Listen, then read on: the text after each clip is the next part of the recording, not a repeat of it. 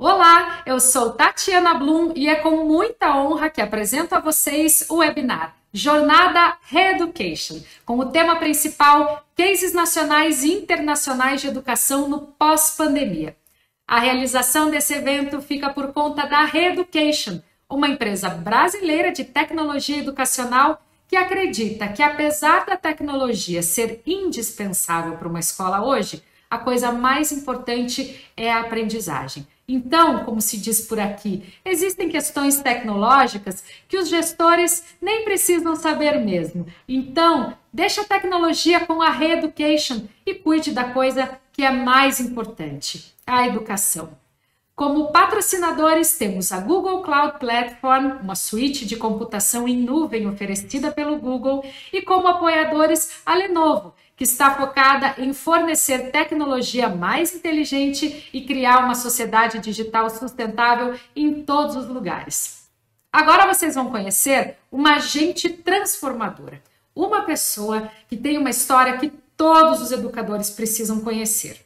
A professora Doane Bertan é graduada em Pedagogia, tem pós-graduação em Educação Especial, Língua Brasileira de Sinais, Psicopedagogia, Prática e Interpretação de Libras e está cursando mestrado em Educação.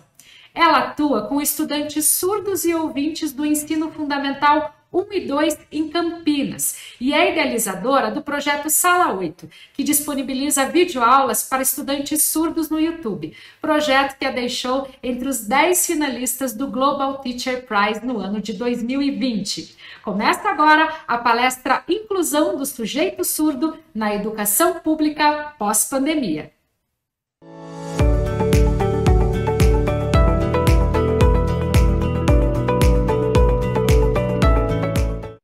Olá, pessoal, tudo lindo? Meu nome é Doane, este é o meu sinal. Eu sou professora bilíngue, língua portuguesa e Libras, e eu vim trazer aqui para vocês um pouquinho da minha história, da minha trajetória, ok?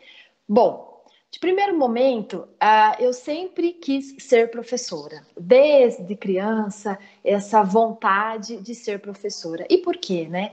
Eu me recordo da minha mãe, dizendo muito isso, né? Que caso a gente quisesse mudar a nossa história, que teria que ser por meio da educação, né? Porque é a educação que transforma. Então, essa fala da minha mãe, ela sempre me motivou a estudar, e a estudar muito. Eu também me lembro do esforço dela em nos levar até a biblioteca municipal, porque naquela época as escolas não tinham bibliotecas para a gente ter acesso aos livros. E muito menos a internet, né, minha gente? Isso faz muito tempo. E então a minha mãe, ela nos levava quinzenalmente para a biblioteca municipal. Nós íamos a pé, porque o custo da passagem de ônibus era alto. E era um prazer estar ali naquele ambiente com ela. Então, todo esse fascínio que eu tenho pela comunicação, pela leitura, eu trouxe dela, né? Foi um aprendizado. E aí, então, eu já gostava muito de estar na escola, então eu decidi que seria professora. Até porque se ela me ensinou que a educação transformava vidas, eu queria ser uma agente transformadora de outras vidas. Bom, eu entro, então, na faculdade, né, e começo a trabalhar já com o público surdo. Mas da onde veio, né, essa vontade de conhecer e aprender mais sobre os surdos? Quando criança, olha como a infância é importante, minha gente. A minha história adulta, ela se fez lá, na infância. Bom, quando criança, era muito comum a gente encontrar aquelas pessoas surdas vendendo chaveirinhos no semáforo, né?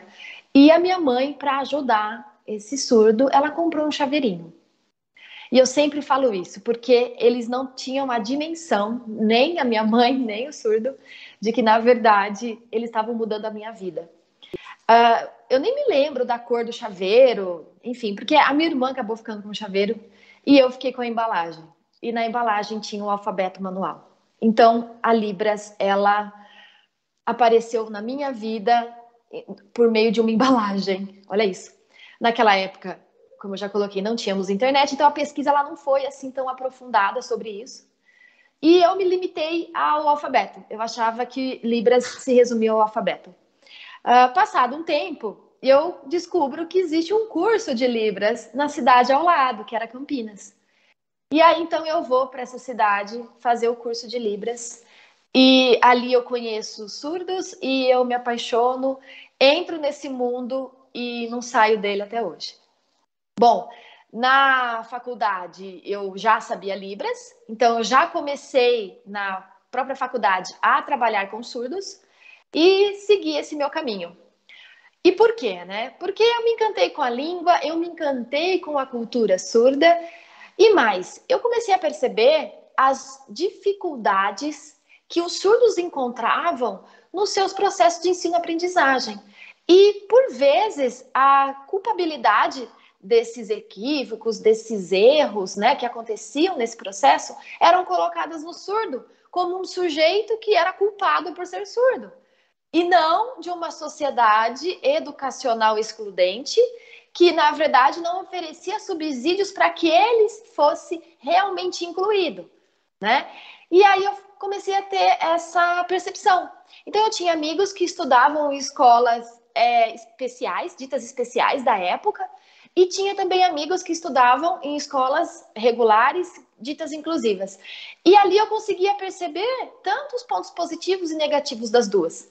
E eu falei, poxa vida, eu me identifico com esse público, eu sou feliz pertencendo a esta comunidade, então vou eu ser uma professora de surdos, né?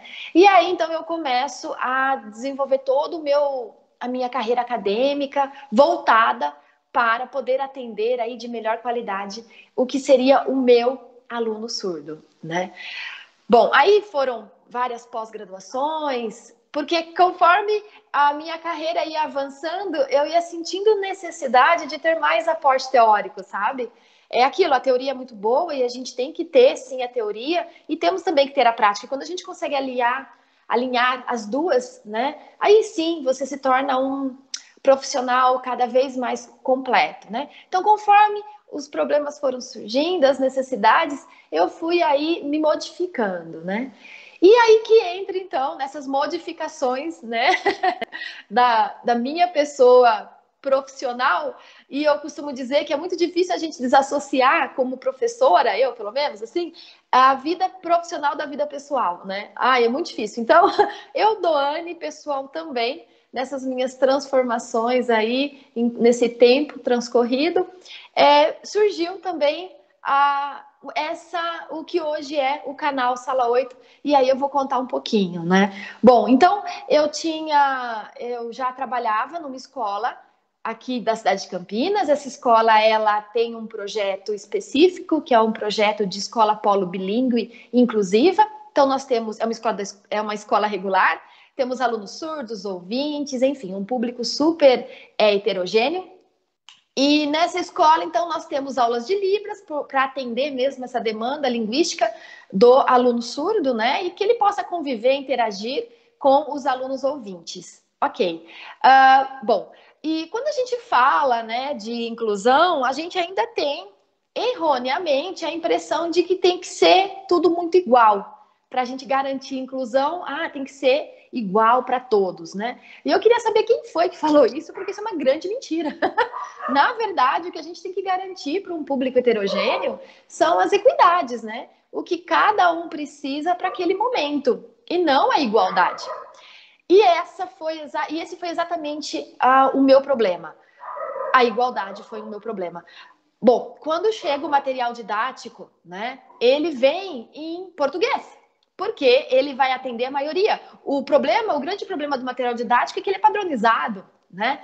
E ele vem igual para todos. E esse material, ele vinha em língua portuguesa, só que a gente sabe, como professora bilíngue, a legislação também aponta, os estudos mostram que para o sujeito surdo, a primeira língua é a Libras, a língua natural é a Libras, né?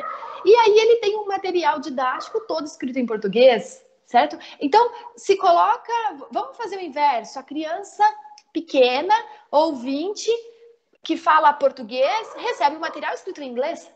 Né? Então, o que eu estou querendo ensinar com esse material? É o português ou realmente são os conteúdos que ali estão, né? E como desenvolver as habilidades, as competências, se esse material não me atende?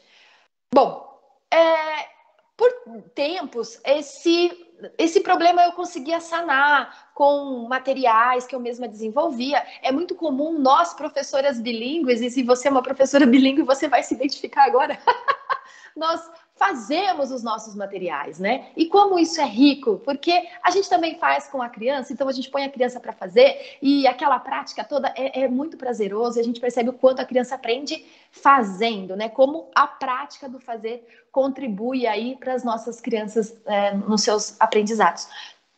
Enfim, mas chegou um tempo que eu não estava mais, confesso, eu não estava mais dando conta, porque era uma demanda muito maior, veio numa crescente gigantesca. Então, nessa época, eu tinha 5 alunos surdos dentro da sala de aula regular, que eram 30 crianças ouvintes, não, 25 crianças ouvintes, 5 crianças surdas. E aí, essa demanda ela começou a crescer muito, e esses alunos, eles começaram a exigir cada vez mais de mim. E eu gostava disso, sabe? Então, eles mandavam mensagens por vídeos, né? Perguntando como fazia a tarefa, a tarefinha, com dúvidas, e eu queria sanar essas dúvidas. Mas como eu também trabalhava à tarde, quem nunca, né? Qual professor que faz uma jornada só, né? Então eu não conseguia responder com prontidão para esses meninos, né? E isso começou a me incomodar. Enquanto eu tinha que ralar para fazer os materiais, estava tudo bem. A hora que eu comecei a perceber que essa problemática do material estava atingindo negativamente os meus alunos, eu me preocupei muito. Eu falei, não, tem alguma coisa errada aqui e eu preciso ter uma ideia que seja mirabolante, mas eu preciso sanar essa problemática. E aí, então, me veio a ideia de fazer um canal na qual, com videoaulas, na qual o meu aluno tivesse autonomia de estudo. Então, que ele pudesse, no horário em casa, ou na casa da vovó, enfim, no lugar em que ele estivesse, que ele pudesse recorrer a esses vídeos e rever o conteúdo estudado, realizar as tarefas de casa com o apoio desse vídeo. Ou seja, esse vídeo ele seria, né, essas videoaulas seriam o que o livro didático não estava fazendo no momento, porque o livro didático era escrito em português, né? E aí, então, com essa ideia mirabolante, eu contei com a ajuda de muitas pessoas, e aí, então, surge o canal Sala 8. Não foi assim, ó, surgiu. Não, foram 7 meses de muito estudo, gente. Conhecer tudo sobre essa linguagem do vídeo, luzes, edição de vídeo, roteiro, estudar roteiros. Então, porque o roteiro ele é feito em Libras, essa é a grande diferença, né, do canal Sala 8. Ele não é um canal feito para ouvintes que teve acessibilidade para o surdo. Pelo contrário, ele foi um canal feito para os surdos com acessibilidade para os ouvintes. Então, olha só, quando a gente pensa na minoria, a gente acaba atingindo a maioria. Né? Um erro de inclusão que a gente tem hoje enquanto sociedade é pensar na maioria para depois atingir a minoria. Não, se a gente pensa na minoria, a gente atende a maioria. Né? Então, acho que aí está um pulo do gato para a gente realmente fazer a inclusão. Bom, aí, então, esse Sala 8, ele vai e volta diversas vezes, porque eu gravava, mostrava para os alunos davam opiniões, as famílias traziam suas opiniões também sobre o conteúdo, sobre como estava sendo o layout, principalmente, né? E aí, muitas pesquisas para saber quanto tempo de vídeo para uma criança, né, prestar atenção, porque ele não poderia ser muito longo, mas também muito curto, eu não conseguiria falar o que eu precisava passar no vídeo, enfim.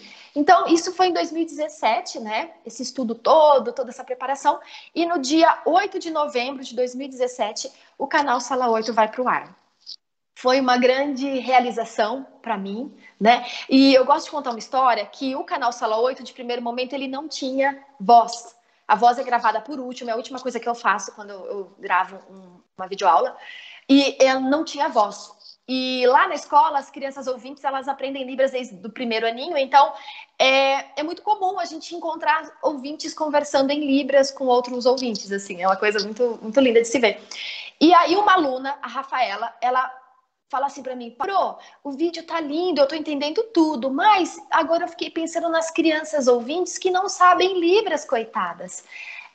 Elas não vão conseguir acompanhar o canal. E a empatia dessa menina, que é ouvinte, se preocupando com os colegas ouvintes que não sabiam Libras, e ela traz a questão do primo dela, que não estudava na nossa escola e que não sabia Libras, e que ele não poderia aproveitar do conteúdo do Sala 8, ela me traz essa reflexão. E eu sempre que posso eu falo da Rafaela, porque ela foi uma agente transformadora para mim. E olha que rico a gente poder aprender com as nossas crianças. Ah, isso é o máximo. Ai, adoro.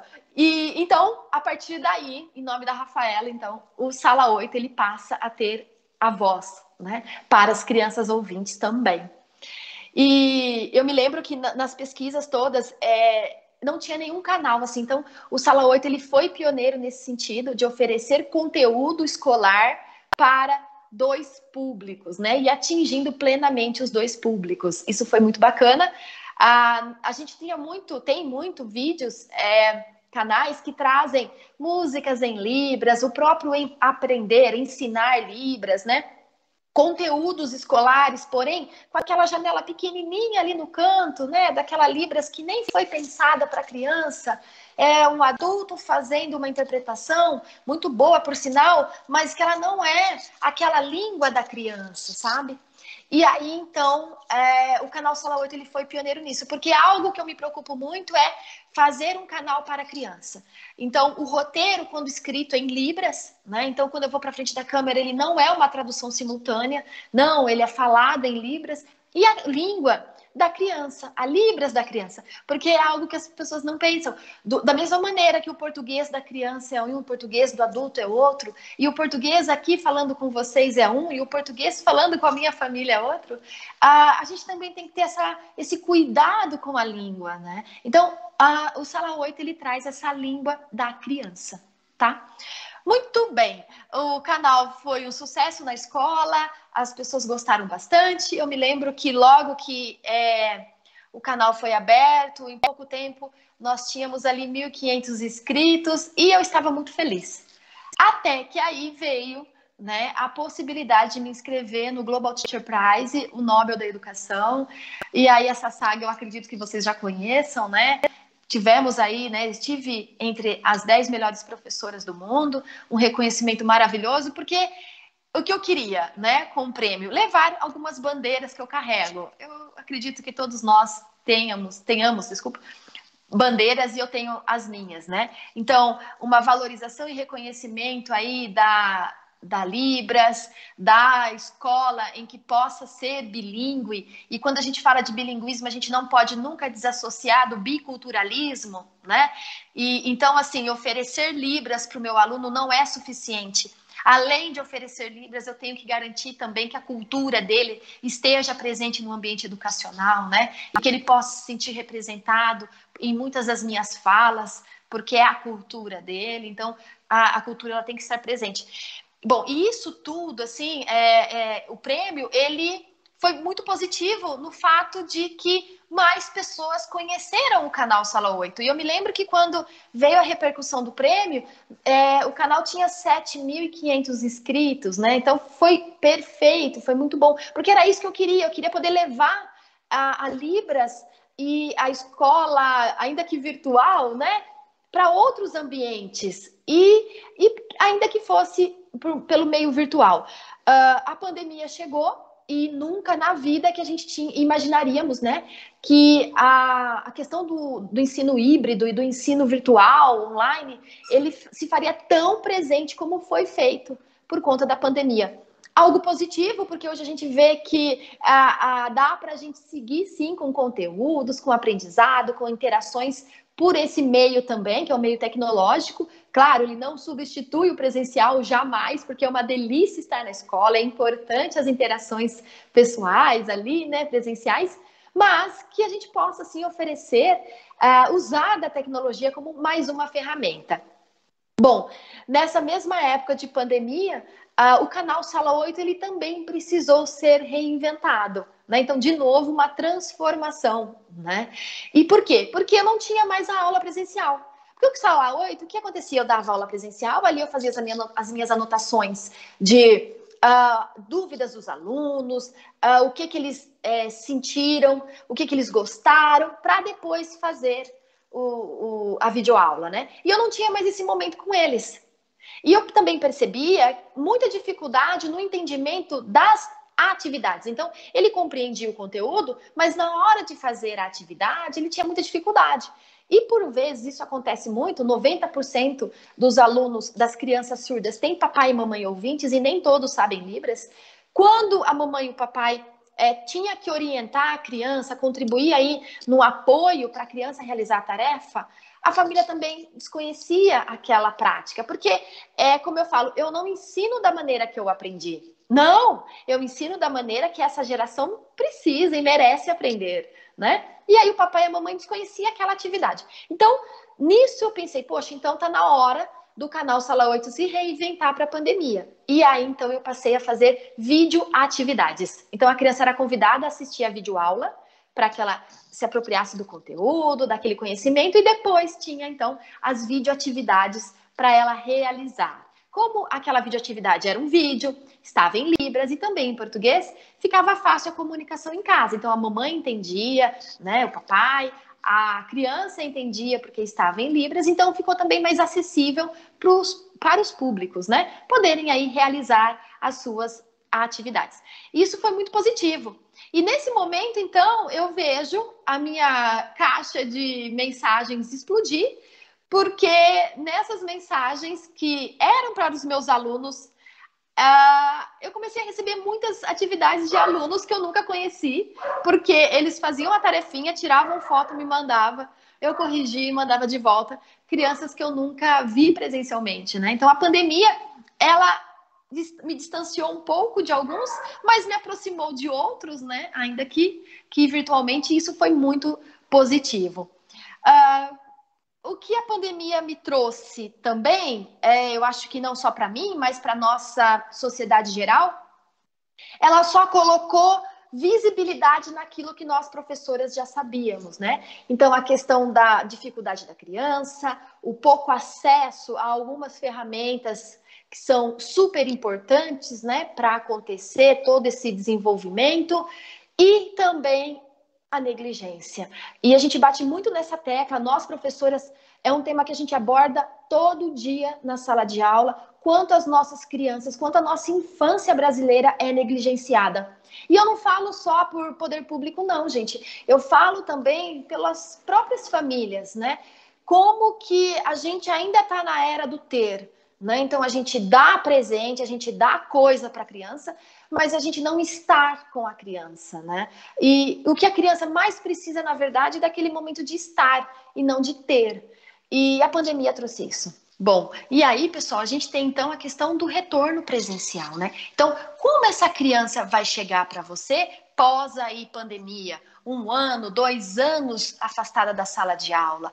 E sem contar com tudo o que aconteceu na pandemia, porque da mesma maneira que para a gente, adulto, não foi fácil, vamos nos colocar, aí a gente trabalha a empatia, de como foi essa pandemia para essa criança, né? Quais foram os danos emocionais que ela teve? Porque todo mundo sentiu o peso da pandemia.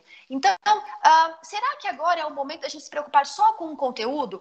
Ele está defasado no conteúdo. Mas espera lá, será mesmo que a pandemia não nos ensinou nada? Não ensinou nada para essa criança? Então, por que não aproveitar deste momento, né? Que foi um momento de reflexão mesmo, de vida e de morte, né? Já que nós tivemos tantas perdas, por que não aproveitar deste momento para trazer a criança para a sala de aula em um momento de acolhida, né? Em algo assim mais humanizado e não tão conteudista, certo? Que a gente entende que teve alguns prejuízos no conteúdo, é fato, né? Mais para uns, menos para outros, mas isso aconteceu. Agora, será que dá para a gente rever também, aproveitar desse momento que aconteceu e rever essa questão dos conteúdos? Será mesmo que aquele conteúdo ele é mais importante do que eu saber como está a minha criança? Né? E aí falando mesmo principalmente das crianças pequenas. Então a gente vai falar aí de Fundamental 1, que é até o 5º ano, claro, também falando dos adolescentes, mas ainda mais a infância, né? De novo, o cuidado com essa infância. Tá, essa defasagem de conteúdo, ela realmente é tão importante assim? E como a gente consegue, então, oferecer mecanismos aí para essa criança ter essas habilidades, essas competências que não foram trabalhadas porque estávamos no remoto? Então, isso tudo é algo para a gente se replanejar. Então, olha só, né? Nós vínhamos como pessoas, como profissionais antes da pandemia. Na pandemia, nós tivemos sim que nos reinventar, porque fomos obrigados, né? Assim. E agora, de novo, uma reinvenção profissional e educacional de nós mesmos e do nosso sistema. Então, vamos aproveitar desses momentos de desafios para a gente evoluir, para a gente fazer diferente, né? E aí, nas trocas com os outros professores, isso é extremamente importante e eu estou à disposição para a gente trocar muito e sempre, né? Então, que a gente possa olhar aí a infância, olhar as nossas crianças e aí depois, sim, pensar, né, nessa recuperação de conteúdo, pensar nessa defasagem, ok? Essa é a minha dica. Gente, foi um prazer estar aqui com vocês. E estou à disposição nas redes sociais para a gente continuar conversando sobre esse assunto. Quero ouvir a opinião de vocês, vamos trocar bastante, né? Porque enquanto rede, professores, né? Quanto mais forte, melhor. Quanto mais unido, mais a diferença a gente faz. É isso, pessoal. Obrigada e até a próxima. Professora Doane, muito obrigada por compartilhar sua história, sua visão sobre a sala de aula nesse momento do retorno presencial. A sua fala inspira muito a todos nós por várias razões, mas uma principal é que com empatia, coragem e aproveitando o que a tecnologia oferece, podemos revolucionar a educação. Por fim, todos nós podemos responder esse desafio que a professora Doane lançou. Vamos aproveitar esses momentos de desafio e fazer diferente. Continue acompanhando o nosso canal para ter acesso a outras palestras do nosso webinar ou nas nossas redes pelo @reeducation.br. Fique ligado aqui com a gente. Até mais!